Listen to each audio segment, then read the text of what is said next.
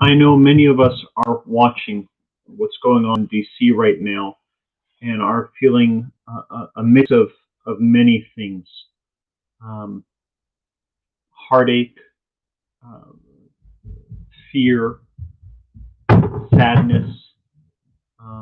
My family has been in this country a really long time, since its founding, and I I don't know what they would think if they were to see what was happening of people storming the Capitol and seeing images of um, representatives with gas masks on and cabinets pushed against the House chamber doors with police with guns drawn aimed at American citizens. Um, we are living in a world of great trauma right now with the pandemic. Feelings and tensions are heightened. Um, the use of the scapegoat is being used plenty for all sorts of causes. And suddenly our neighbor and our brother and sister have now become enemies. I'm trying to find the words of a prayer that can be used to put into context that what I'm praying for or wishing for in the world right now.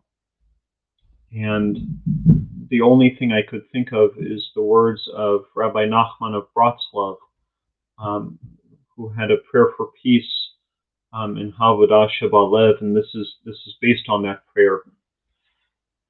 The prayer goes, Source of peace, Sovereign of peace, establish peace among your people Israel, and let there be an ever-increasing peace among all peoples. May there be no more hatred, rancor, strife, or conquest between one human being and another. Let there be only love and a great peace among us, so that each one of us may know the love of the other, until we're able to come together and gather together, every person with one another, so that we may speak to one another, so that we may explain one to the other your truth. God, you are peace, and from you comes peace. Source of peace, bless us with peace, as we say, Amen.